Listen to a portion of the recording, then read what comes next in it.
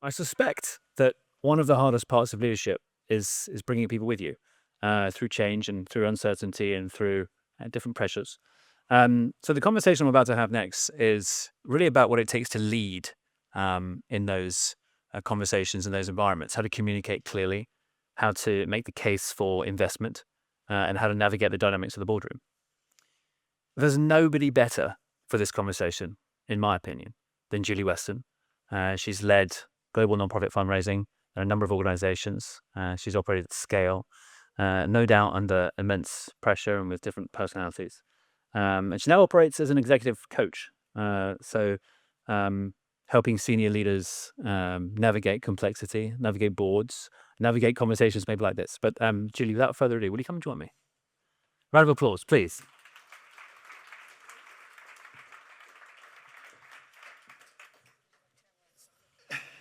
Yes, let's do it. Thank you for joining me. Thank you. I know you've flown a very long way to have this conversation, and I promised I will get you on a train, so I will keep to that. But let's jump straight in.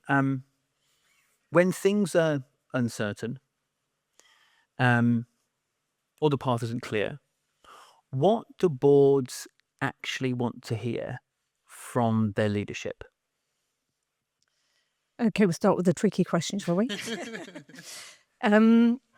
So I'm actually going to highlight something that was said earlier today, which I thought was really interesting on the panel with the finance group, about confidence being more important than time frame, for example, when you're trying to promote getting investments. So really instilling that confidence, but confidence not meaning that you've got all the answers. That I think leadership today is really, really changing. So it used to be that people would look at leaders and assume or expect leaders to have all the answers. Actually, I think good leaders today increasingly are the ones who are just asking good questions. So also being honest and open with your board about what the challenges are. We are in an extremely challenging environment right now. It got even more complex and uncertain in the last few weeks. So being clear about what are the kind of known knowns, what are the things that you can't necessarily know or control, but you are risk aware and you are managing risk. I think those are a few of the things that would kind of jump out for me. How do you bring a board along with you? Is it all communication? Is there persuasion in there? What degree does politics play a little part? Okay, so there's a few things that I would probably want to say on that. First of all, can I ask how many people in the room are actually on a board? How many of you are trustees on a board? Fantastic. Not enough. So, I mean, one of the big recommendations for me would be if you want to have greater understanding on your board of the business model around fundraising, super, super important to have somebody on your board who either comes from a fundraising background, performance marketing background. I think it's different if they're a partnership or high value specialist versus individual giving or mass marketing specialist. It's super, super helpful to have something like that on your board. So I was actually recently, I've been through a full competitive process after being headhunted to join a board in the last few months, and it's with MSF in the UK. They specifically went to market looking for somebody with a fundraising background. They're at a really interesting point in the organization's development because, and this kind of leads on to a few other things, but I think I will stick with the example because I think it's quite revealing. They had previously had a really big focus on having an incredibly healthy cost-income ratio. Actually, what that meant was they really suppressed their own growth because they weren't really investing in where they were getting strong returns. They weren't really investing. So there's been quite a shift. So effectively, the board, and there'll be continuity of some of the board, have been given this narrative that the North Star or the main goal should be to have this really healthy cost-income ratio. Now that they've realized that's actually been suppressing their growth, there needs to be a new narrative. So they've got to effectively get the board to pivot to having been told one thing to then start to really understand and believe another. So I think they went to market to try and get somebody on the board who really had that kind of depth of knowledge in fundraising, because that's the person who will be a combination of a challenger, a kind of critical friend, but also will ultimately become an advocate and help the wider board really understand that business model. So one of my recommendations is to make sure you have that person on your board. It will help you in your fundraising, particularly in getting the right expenditures and investments. And the other is actually to have the experience of being a trustee yourselves.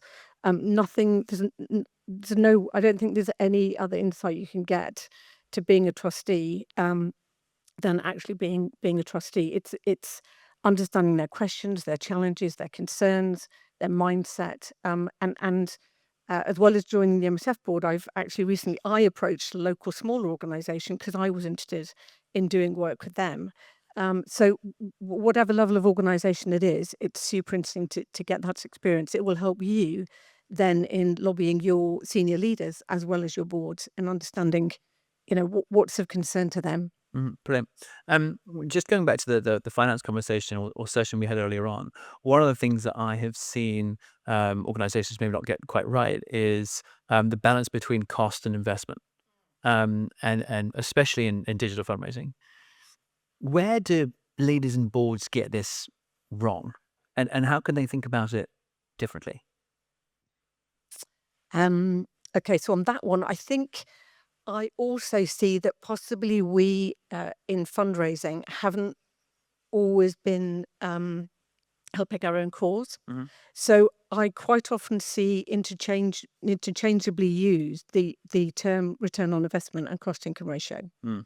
They're very different. So the cost income ratio, as everybody in the room I'm sure knows, is just in year, how much does it cost? How much money do you raise? When you're really trying to lobby for investments, I think it's super important that you actually detach that somewhat. So let's take performance marketing. And the biggest, which is actually in lots of organizations, one of the biggest expenditures is in recruiting new donors. So aside from programmatic expenditure or service expenditure, depending on your cause, that's probably one of the biggest expenses in fundraising. So I'll give an example. Internationally, so this was a big international organization. They wanted to grow individual giving because it was the best route to unrestricted funding. They desperately needed unrestricted funding. So what I did was I worked with a team to demonstrate that the amount of money that was currently being spent within the budget was actually only enough to stand still. It was enough to basically replenish the donors that we were losing through attrition each year. And by really showing them that kind of effectively saying, you think this is an expanding program, actually this is kind of a zero budget in terms of growth. That then opened the conversation for us to then really be able to focus on what would investment look like. But we then lobbied for those investments in a way where we could progressively increase it. So if it was going to work, if we could get the right returns, we would effectively have permission to keep going back for more. But obviously very measurable, clear milestones, clear KPIs, etc. And that's and again, I think performance marketing or digital fundraising in some ways within fundraising is a bit of a gift because you only really dial it up if you're getting great returns. Lots of other areas of fundraising, you're sinking costs before you know exactly what the return's going to be. So really educating your boards on this particular business model, I think is really critical. But how do you? I mean, I've had really challenging conversations about trying to balance short-term needs, immediate fundraising. Let's put a 5x, 10x match out there and make sure we hit these numbers, and then at the same time think about 36 months and growth over so and being very sort of consistent and deliberate about it. But they are competing requirements, even in the same day or same board conversation. To leaders, what advice can you give there about just the balance? Okay, so probably a couple of things on that one. So one of them is if I give an example where we developed a really significant 5-year growth strategy. This was actually in an organization in the UK. We needed to really do a lot of testing to make our individual giving fundraising much, much more effective. It wasn't really what I would call investable. It wasn't delivering a strong enough return. So what we also did was in the first kind of 12, 18 months, we decided to really try and ramp up our high value side of the program because it's a balanced portfolio. But that delivers a much, much stronger return, in-year cost-income ratio. So that then effectively created the headroom, both for the team to do a lot of testing on individual giving, but it also meant that our income level had gone up sufficiently that when we could then start to scale and spend, we could really scale and spend at a much higher level. So that would be one example I would give on that. And I've forgotten what the other example was that I was going to. Well, I was going off on a different tangent as we were talking there, because I was thinking that there are different levels of skills, expertise, actually sitting on the board as well. Yeah. So now I remember what I was going to talk about, which links to that. So obviously, any investment in recruiting individual donors is never a short-term investment. And again, I thought that was really interesting to hear from the finance colleague this morning that confidence is more important than the timeline. However, I actually think it's super important to be able to demonstrate when you want significant investments in growing your individual donor base. You need to really be able to demonstrate the kind of longer term returns. So that's when you get into the kind of 3-5 year horizons, forecasting, modeling, etc. A good example of where that was very effective is in an international organization where we did secure huge investments to be able to really scale digital actually around the world. And we came up with our top line metrics around ROAS, so, over different time horizons. But we also, I think we would probably say, made the mistake of also suggesting that we would be tracking and monitor. We were also going to track and monitor them, but we would share with the leadership and the board some other more granular metrics. So, things that we thought were pretty harmless, like, the average donation or the retention rate or the percentage of people who are giving in a monthly versus single gifts. But by putting that out there, instead of having them focus on the aggregate, because all of those obviously contribute to the aggregate ROAS and longer term ROAS, we came under immense scrutiny around, but you said your average donation would be this. I'm like, but it doesn't matter because we're getting this ROAS. So again, beware, I would say, with the leadership and boards, beware of, the kind of metrics that you suggest. You want to give them confidence, you want it to be clear that you're tracking, but it's not a business model where they're going to necessarily know or understand the details. So getting the right level of information, I think, can be really important. Connected to that, there are people that join boards who have misconceptions, perhaps, about how fundraising should be done. They may have come from a very pro one channel spot, pro face-to-face, and come in very digital, and actually that doesn't perhaps line up with the strategy for the next 3 to 5 years. Regardless of what is right and what is wrong, or what makes sense with the context, it's the misconception that I'm asking about. How do you manage that? Good one. So the other thing I'd add to that is, apart from misconceptions, and I think there are lots and lots of myths and misconceptions, and you get the whole cast of characters in most boards. But one of them is also that I think we often forget. Probably everybody who is a board member is also a donor. They'll have their chosen causes. They will be having donor experiences themselves. So they will also have some kind of biases or assumptions around their own kind of lived experience. So I think, don't forget that. But one of the, I'll give you again a practical example. Something I did recently with a senior leadership team in fundraising. They've just got some additional investments. They're in an organization that isn't very experienced, so private sector fundraising and fundraising from the public is not really embedded. The organisation is facing cuts in other parts of the organisation, but fundraising's getting some additional budget, so they're coming under a lot of scrutiny. There's a lot of chat, if you like, in the organisation.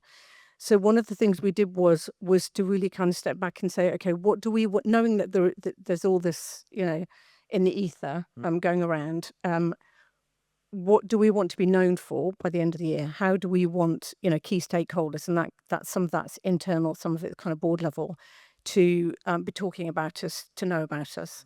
And so literally focusing on where you want to be by the end of the year, then saying, okay, so what are the messages that we need to consistently deliver? What are the messages we need to craft? What are going to be some of our mantras through this year that we will consistently repeat and repeat? I think that was also something, was it Sam saying earlier, that kind of repeat when you've got the right messaging. I think you also need to be very kind of mindful of literally PRing what you and your team does internally, to try and dispel some of those kind of myths and misapprehensions or kind of, Yeah. false assumptions. But I'd also say, again, going back to, all great fundraisers love data. Data is evidence. hmm Evidence and facts are incredibly compelling and convincing. We can all always have our own opinions, but I think being able to really produce the evidence and the data, and this came, I think also a little bit earlier, being able to benchmark and show, how you compare, how you stack up, that's something you're also tracking and monitoring. All of that, I think, can be incredibly convincing. What have you found most helpful in terms of influencing boards outside of the board meeting? Have you got any? I'm not asking for a tip or a trick. Yeah, I kind of am, but just from experience, how do you yeah, kind of plant your seed prior to getting in there? right. So, a couple of things. One, the way governance works in most not-for-profits, as well as the main board, you generally have subcommittees. And one of those subcommittees is often called something like finance, audit and risk. It might be called fundraising, audit and risk, but it already says that you're putting fundraising, basically, fundraising comes under scrutiny in the subcommittee that's called audit and risk. Mhm. Um, so actually, being able to really interact very effectively with that particular subcommittee can be incredibly important, because they're the ones who are actually going to potentially kind of back or endorse what you do. You kind of, at that point, you're sense checking, you're making sure that's where you'll hear some of the myths and Mhm. misconceptions, and that you're really working your way through with them to get to a place where they feel confident, so that they then feel more confident going into the board. But I would also bring into their second point, which is the relationship with finance. And again, as a colleague said this morning, the kind of natural allies between fundraising and finance. So, to give an example from a while back, I realised that the finance director and the kind of second in command in finance didn't really have a lot of the insights into what sat behind the fundraising facts, the figures that were coming out, the regular reports. So we created a monthly meeting, which we called Money Matters. And it was the two top people in finance. It was all of the leads in fundraising.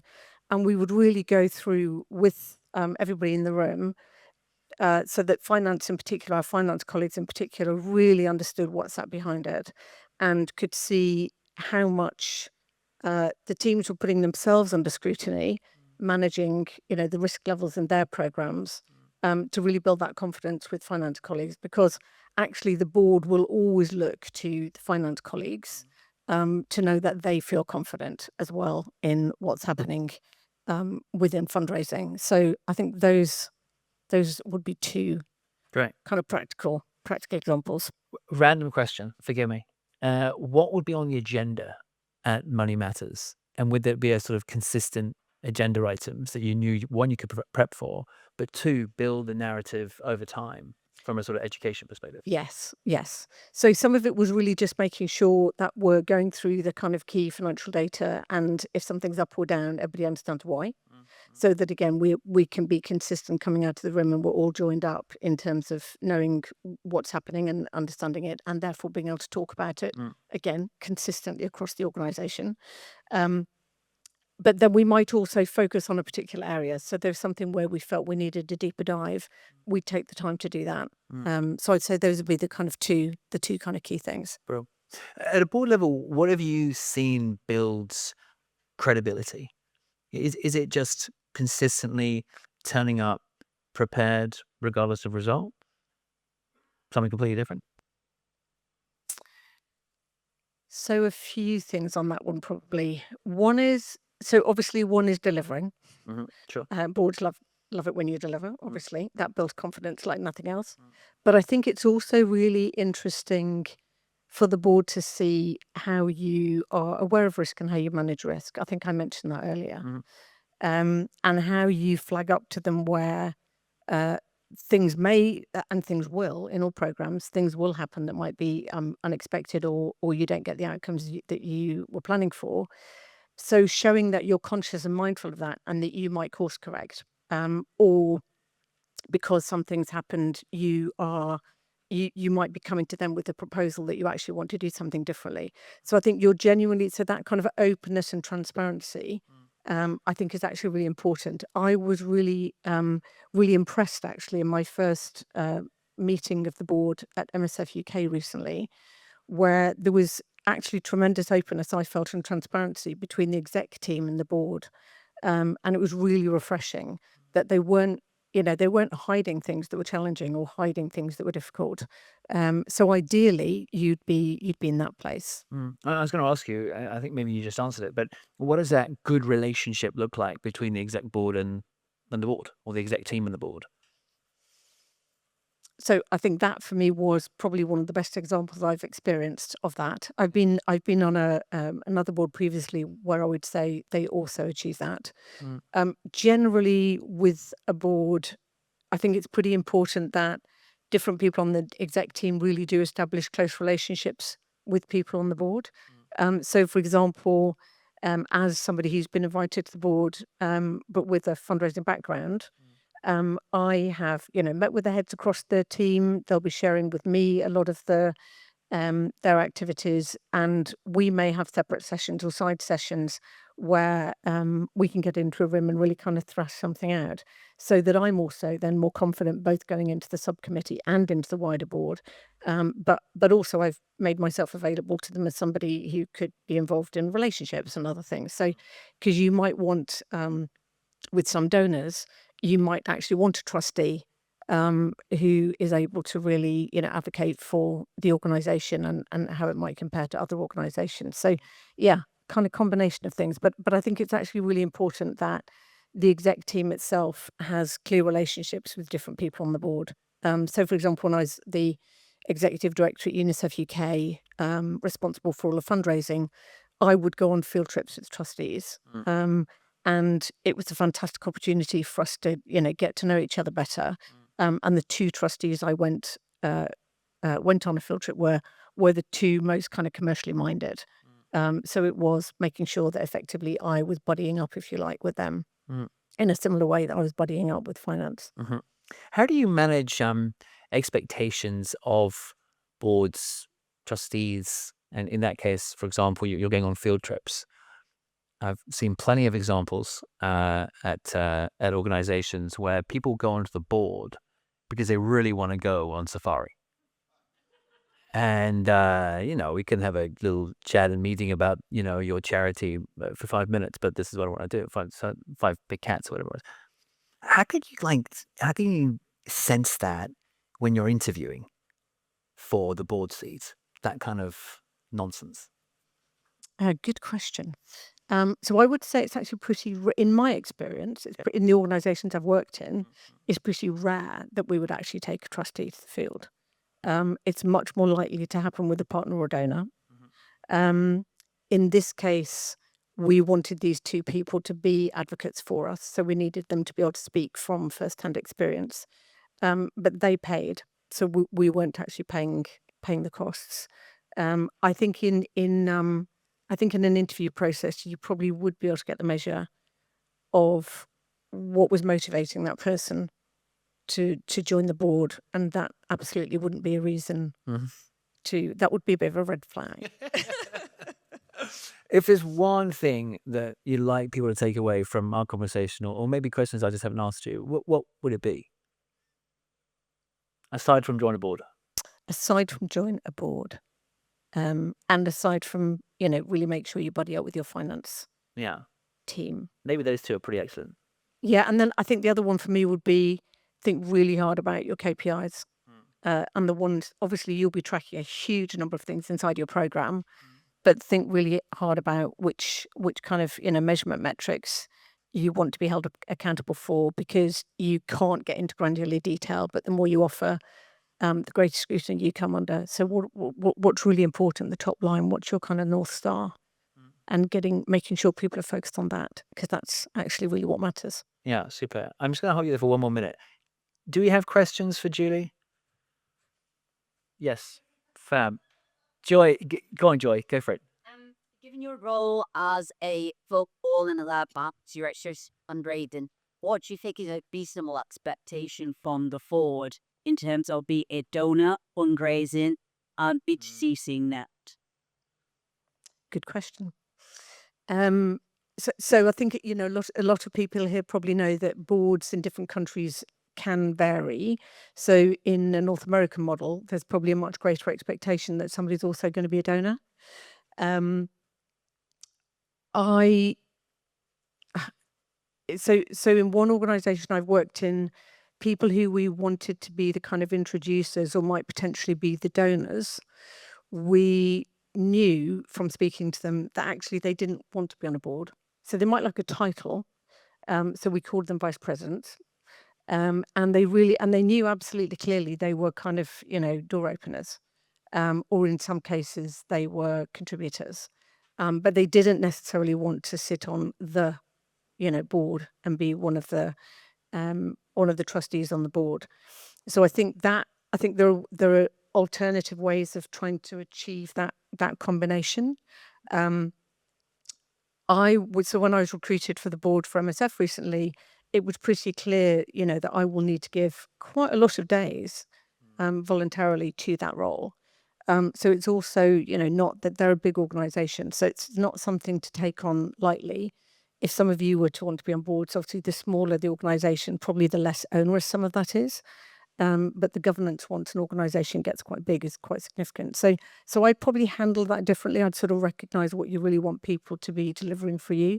I had one conversation years ago with a chairman of a very, very significant UK organiser company. And he said, contact me whenever you want to, but never expect me to show up for stuff. You can invite me and I might come, but absolutely clear, he knew that he wanted to help us, and the way he could help was actually to kind of open his contact book and even make introductions. Does that?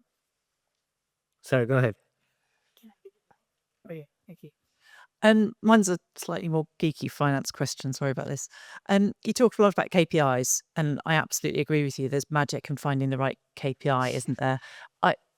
When it comes to trying to describe how we're converting our donors' money into impact, I'm really struggling to find the right KPI. As you say, income to cost ratio doesn't really help very much. Up until now, we've gone for a sort of a slightly attempt at doing variance to budget, but it tells you nothing about what you're actually spending your money on and the impact it's having. On any of the boards you've worked on, have you seen any really good KPIs that describe how hard you're making your money work?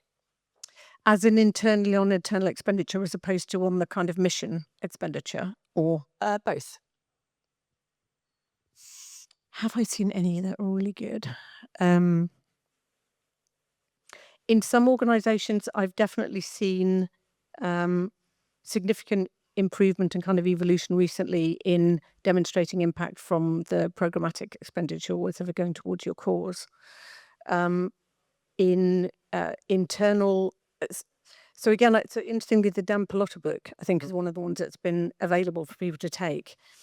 I think it's pretty important that we're not apologising for what it costs to raise money.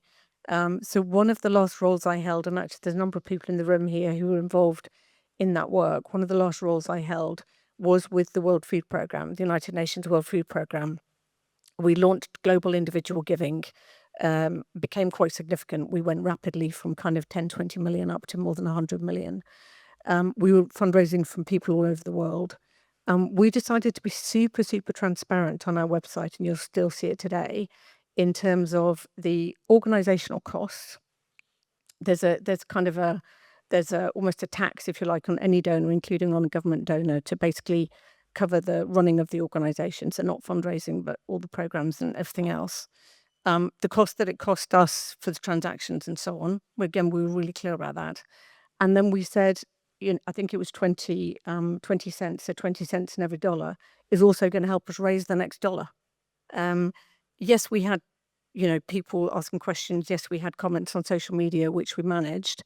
But we also grew an incredibly successful program. So we were super transparent.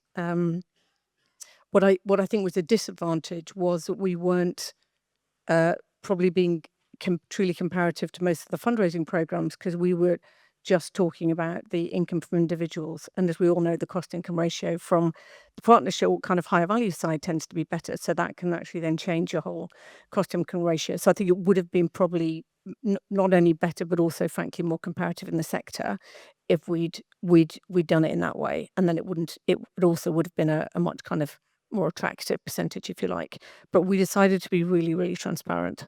And it actually didn't hold us back. Thank you.